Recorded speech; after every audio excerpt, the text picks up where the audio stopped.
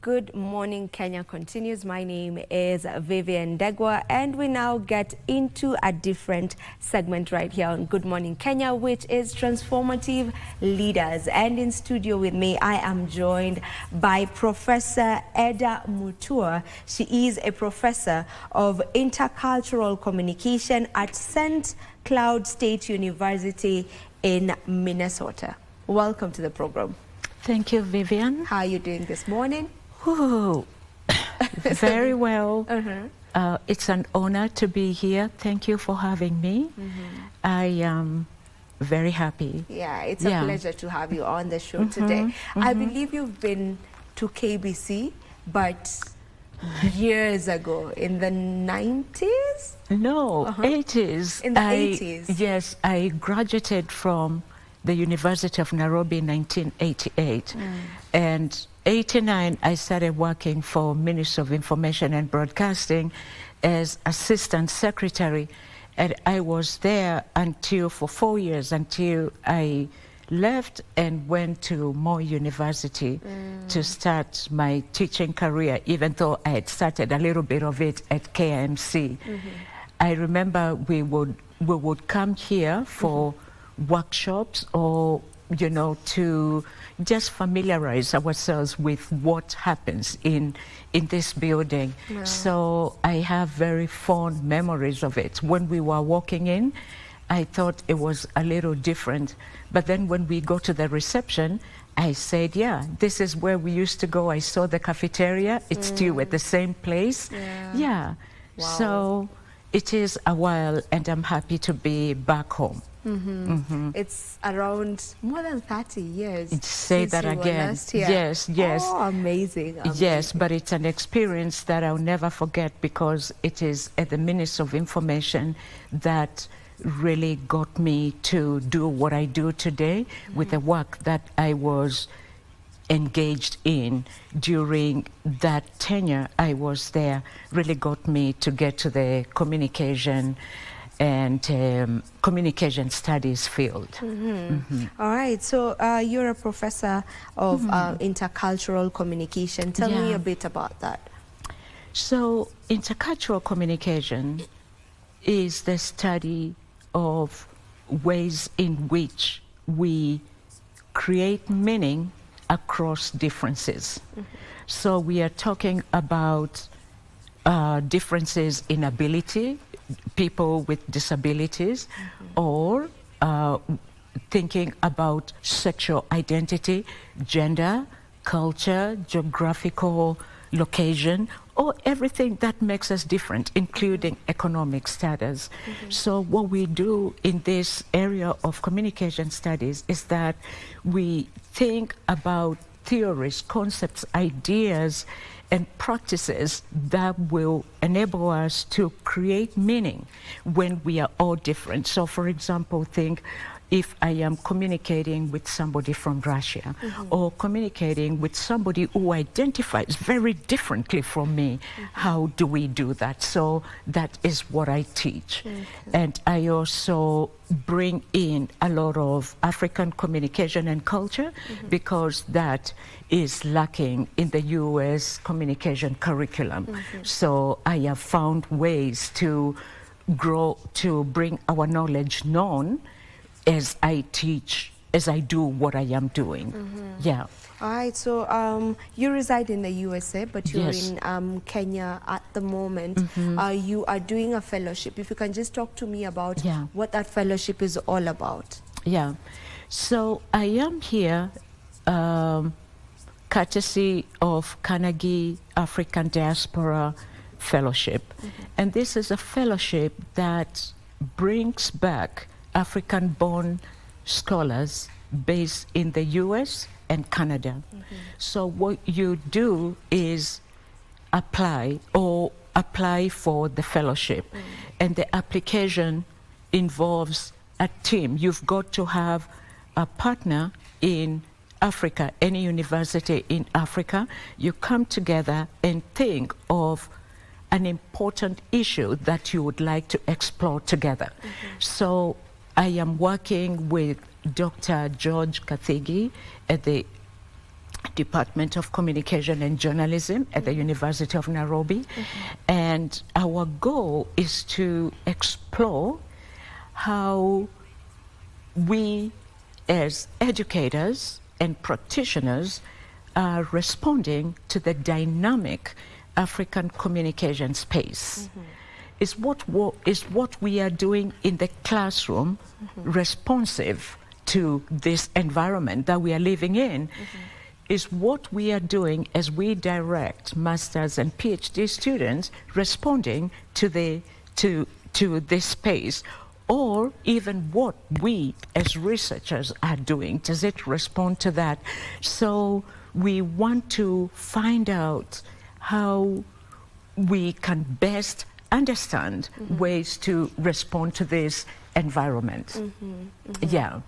Creating partnerships, making and mentoring with undergraduate, graduate students, and creating these communities of learning so that we can find solutions to our African problems, using our knowledge, using our skills, and feeling good about who we are, and not thinking we always have to have this colonial gaze and look to the West to give us the solutions. But what if we do the best that we can to find out how we can resolve that here? And maybe just what's the best way to go about that?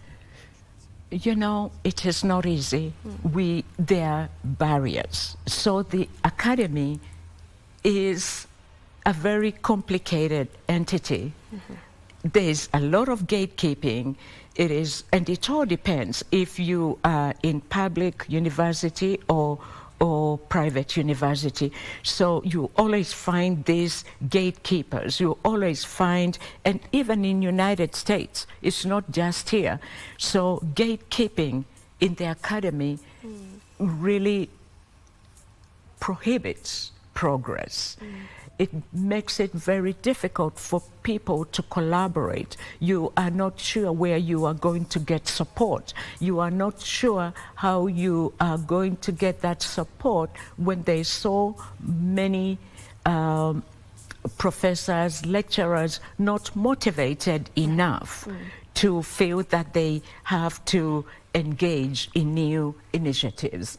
And that becomes very complicated.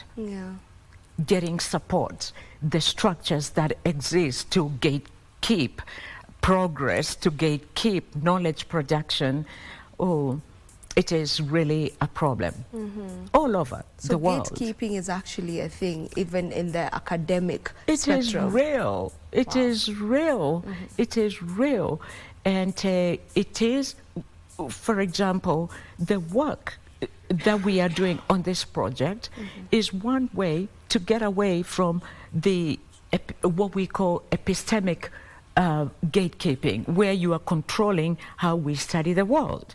So, for example, the African Academy has depended so much on Western theorizing or theories that we use. So if we are continuing to do that today, then we are censoring ourselves and gatekeeping and preventing African knowledge from getting into the academy, because we are just so stuck to these old school ways of knowing. But when we say it is about time to rupture this space and bring in new ways of seeing the world, it is not a bed of roses. There will be people opposed to that, and maybe some agreeing to it if they don't think it's too threatening to the status quo. That is the game that the academy plays. Yeah, and again, not just in Kenya, even in United States. You have to deal with that, and it's just standing is where you seek your own excellence, even if the institution doesn't ask for excellence, but you make sure if you are the one leading an initiative, you stand by it and do what you have to do, and hope that academic freedom is going to help you do what you want to do. Yeah. Yeah, maybe what's the importance of having such initiatives, of such fellowships, whereby, as you say, you know, you are just making sure that whatever the students are learning is in line Yes. with like real life, as you're saying, responding to real life. So I have talked to a lot of students during the time that I have been here, and they raise very critical questions that we have to respond to. The listening to the voices of students, or having an initiative like this one to give a voice to the students, to give them a space where we can sit and they tell me what their concerns are. So for example, a student asked me why they are doing what they are, what they're, you know, the degree that they're doing as producers. They're going to be producers, they're going to be presenters, they can edit, they can do anything that a journalist is supposed to do. And yet there is no job in the market. And they mentioned certain celebrities, media personalities, and told me, when will they ever get off their chairs so that we occupy them? What does that mean to me as as an educator?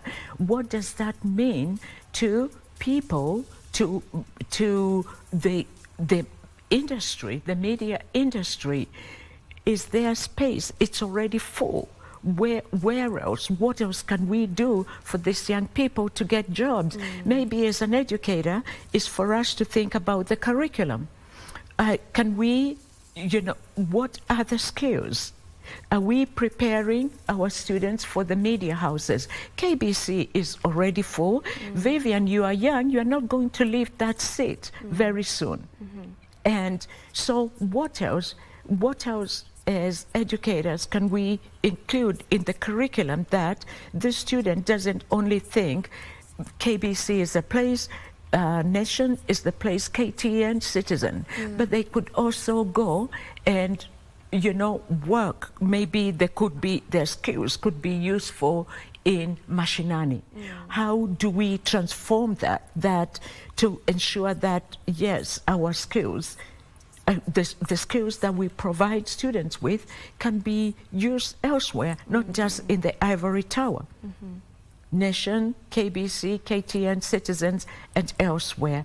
Those are the challenges that we have to deal with. Listening, giving students a voice so that we hear what they have to say, and then reflect on what we do as educators. Yeah. And what would you say is the best way to deal with that? Because I know that that is something that not just the media industry is battling with or is facing, rather. Yeah. It cuts across all industries, because the universities keep chucking new people every year, and these are qualified people to take over the industry, but probably, as you say, could be saturated, or there are just no jobs around. So what's the best way to tackle that? You know, I won't pretend to you, Vivian. I don't know, but it perhaps it's just got to involve taking radical ideas. So, for example, asking the question such as, how important is a university degree, a university education, if it can't guarantee you a job? How valuable is polytechnic, you know, vocational jobs? Where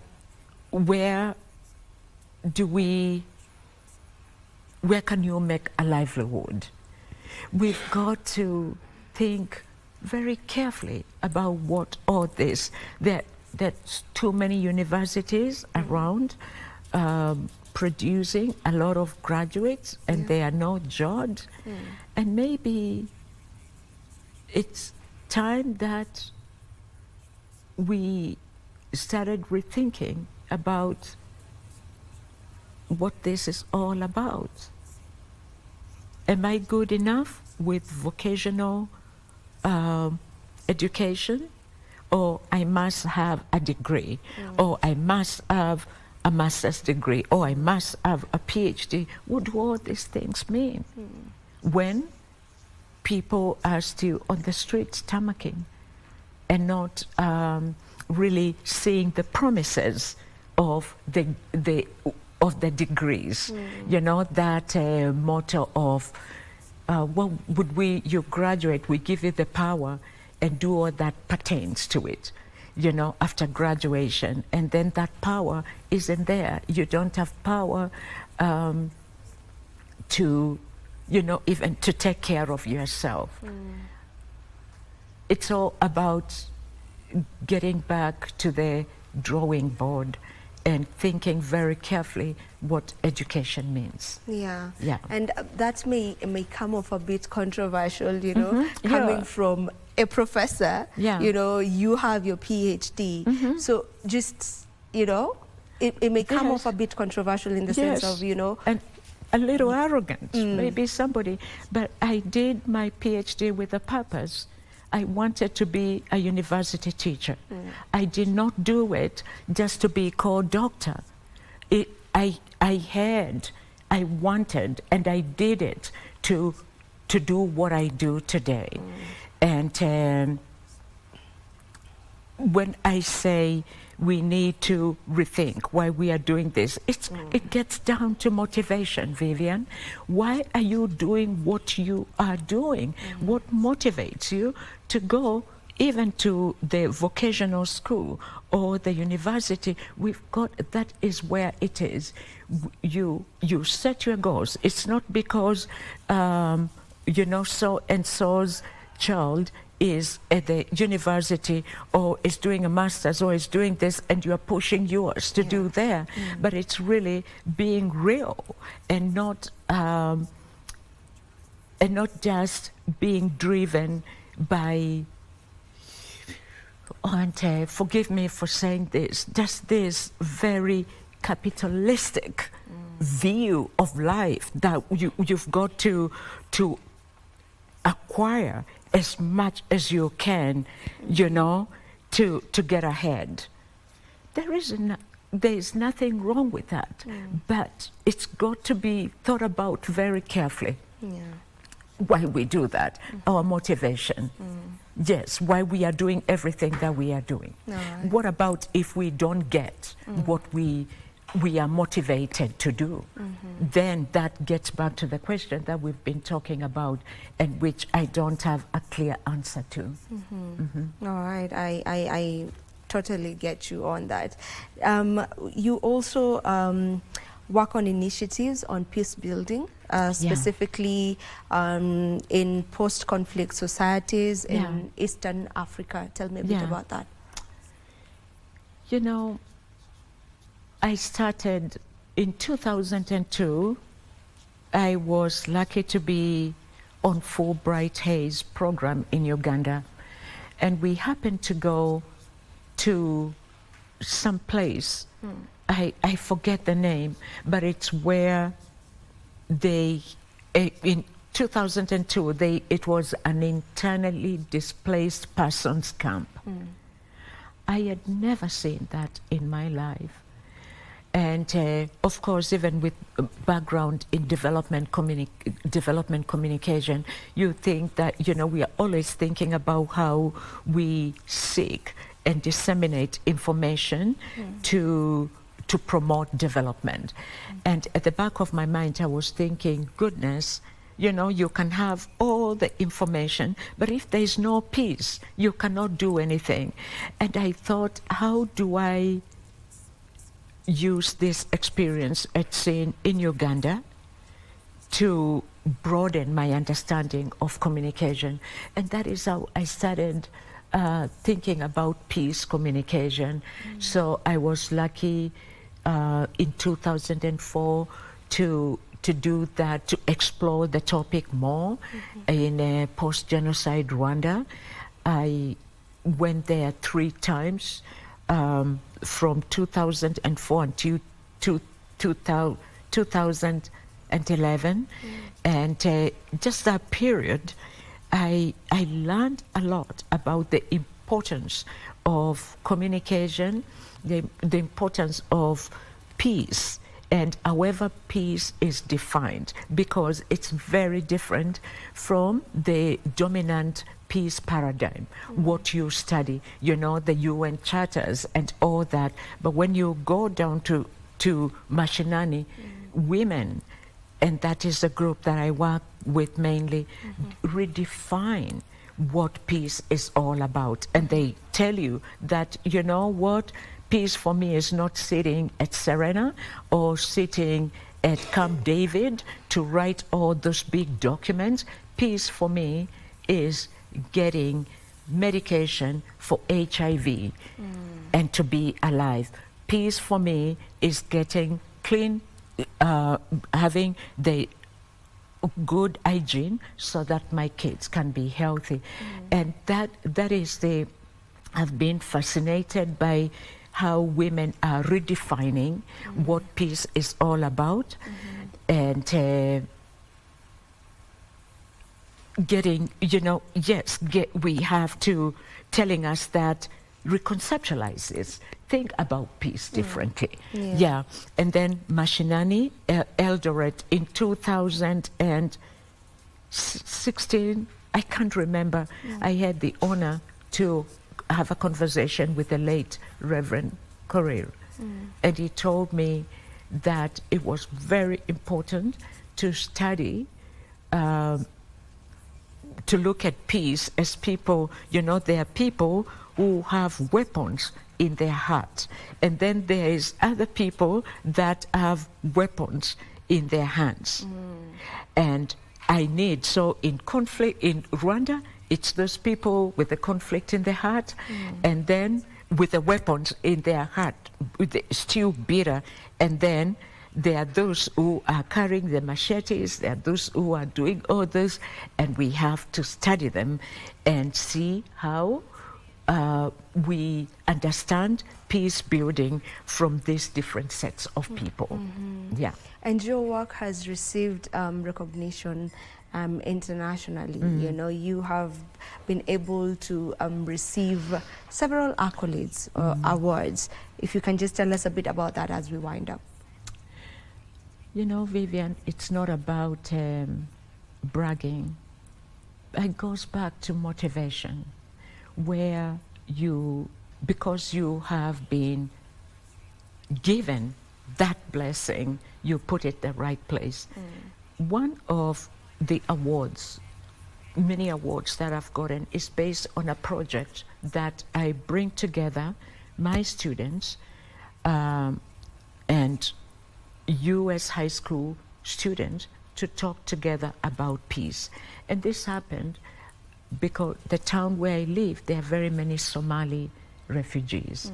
And there was a lot of conflict between the local white students and Somalis who had been resettled. So I created these dialogue groups where they talk about, you know, it's what I would say the US, my model of Imani Mashinani in Minnesota. And just bringing these kids to talk together has been one of the things that people seem to appreciate. I have also received awards for theorizing African knowledge. One of the awards that I got is for bringing together scholars to talk about Wangari Maathai's rhetorical legacy. That book won an award, and recently we won an award with a Zimbabwean scholar for arguing that Africans have a knowledge that goes beyond what Western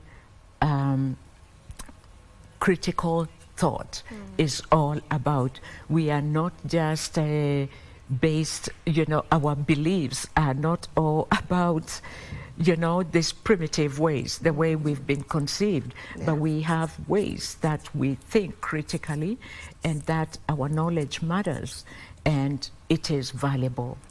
Yeah. All right, and as we come to a close of this conversation, maybe what's the best way for us as Africans to put Africa out there? You know, just to generalize Africa, all African countries. And if maybe I can even narrow it down to Kenya, what is it that we can do to put ourselves out there in the best of ways? I believe that we've got to be first and foremost proud of being African, of being Kenyan. And also, it's important that we are very ethical about what we do.